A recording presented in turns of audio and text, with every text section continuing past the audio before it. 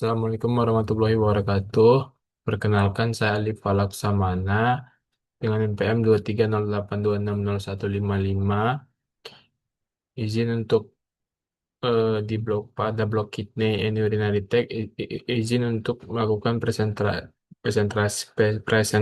presentasi tentang pielonefritis. Pertama, definisi. Prinsip dasar pielonefritis akut dan kronik, definisi utamanya itu pielonefritis akut, infeksi bakteri pada jaringan ginjal dan pelvis renalis yang berkembang cepat, sering disertai demam dan nyeri flank. Kalau pielonefritis kronik, kerusakan ginjal berulang akibat infeksi atau eh, reflux urin yang menyebabkan jaringan parenkim atrofi dan disfungsi jangka panjang. Perbedaannya, akut bersifat inflamasi dan reversibel jika diobati cepat, kalau kronik menunjukkan perubahan struktural permanen. Penyebab dan mekanisme infeksi, etiologi mikrobiologis umum. Yang pertama itu Escherichia coli, patogen yang paling sering menghasilkan faktor virulensi untuk kolonisasi saluran kemih atas. Kemudian Klebsiella, Proteus, Enterococcus, bakteri lain yang sering ditemukan terutama pada pasien dengan faktor predisposisi. Kemudian infeksi nosokomial, strain resistant atau ISBL, lebih umum pada peraturan rumah sakit dan setelah kateterisasi. Jalur penyebaran infeksi ascendant dari saluran kemih ke bawah, dari saluran kemih bawah, bakteri naik dari uretra atau vesika ke ureter dan ginjal. Hematogen penyebaran lewat darah pada kasus bakteremia dan endokarditis, tapi lebih jarang. Faktor anatomis, obstruksi atau reflux vesiko-ureteral mempercepat penyebaran bakteri ke ginjal. Faktor risiko yang meningkatkan kejadian, predisposisi pasien, kelainan anatomis dan obstruksi batu ginjal, struktur tumor atau reflux vesiko-ureteral menyebabkan stasis urin, kateterisasi dan produksi urologi meningkatkan risiko kolonisasi bakteri dan infeksi naik. Kehamilan dan usia lanjut, perubahan fisiologis selama kehamilan dan imunosenesensia pada lansia meningkatkan risiko. Faktor komorbid dan perilaku, diabetes mellitus, hiperglikemia menurunkan respons imun dan meningkatkan kolonisasi bakteri. Lewat infeksi saluran kemih berulang, kolonisasi berulang mempermudah terjadinya pielonefritis. Penggunaan antibiotik sebelumnya, seleksi bakteri resisten mengubah flora dan meningkatkan kemungkinan resistensi.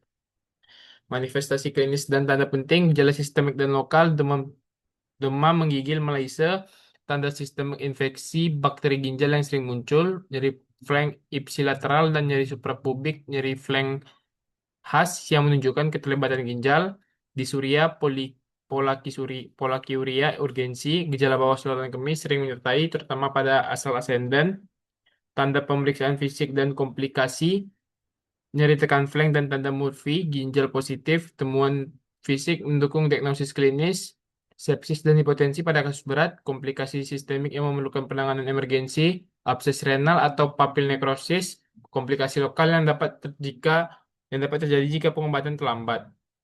Kemudian, pemeriksaan penunjang untuk laboratorium dasar dan mikrobiologi, urinalisis, leukosituria, nitrit positif, hematuria, dan silinder leukosit membantu diagnosis. Kultur urin kuantitatif, konfirmasi agen penyebab, dan pemeriksaan profil sensitivitas antibiotik. Hitung darah lengkap dan CRP atau prokalsitonin menilai derajat inflamasi dan adanya sepsis.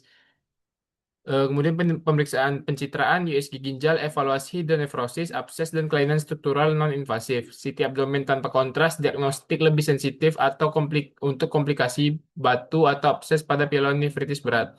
Nuklirenogram menilai fungsi ginjal pada kasus kronik atau setelah pengobatan. Diagnosis dan kriteria penegakan, diagnosis klinis dan konfirmasi laboratorium, diagnosis klinis, kombinasi demam, nyeri, flank, dan gejala saluran kemih mendukung pielonefritis. Konfirmasi kultur urin positif dengan lebih dari atau sama dengan 10/10⁵ eh,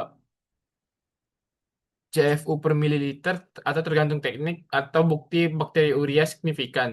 Diagnosis diferensial apendisitis, kolestitis, batu ureter, penyakit ginjal lain harus dipertimbangkan. Rawat inap, tanda sepsis, mual atau vomitus berat, intoleransi oral, kehamilan atau komorbid berat. eh, indikator rawat jalan dan rawat inap, indikator rawat jalan dibandingkan rawat inap, tanda sepsis, mual atau vomitus berat, intoleransi oral, kehamilan atau komorbid berat. Rawat jalan, pasien hemodinamik stabil, mampu minum obat oral dan tanpa komplikasi atau resiko tinggi. Follow up evaluasi klinis dan follow up untuk follow up evaluasi klinis dan kultur ulang sesuai respons terapi untuk memastikan eradikasi.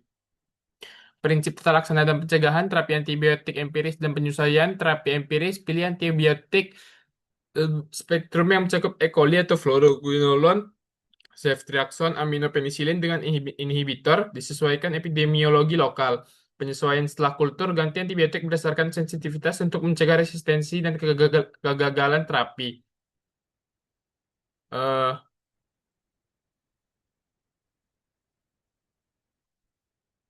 Durasi terapi 7-14 hari tergantung berat dan respons klinis. Sepsis atau komplikasi mungkin memerlukan durasi lebih panjang. Intervensi suportif dan pencegahan komplikasi, cairan intravena dan analgesik. Suportif penting untuk stabilisasi dan nyeri. Dekompresi urin jika obstruksi, nephrostomi atau ureteral stenting bila hidronefrosis terinfeksi. Pencegahan edukasi hygiene, edukasi higienis, manajemen faktor risiko atau kontrol diabetes, hindari kateterisasi tidak perlu, dan tidak lanjut urologi bila rekaren. Ini referensi yang saya gunakan. Oke, sekian dari saya. Terima kasih. Assalamualaikum warahmatullahi wabarakatuh.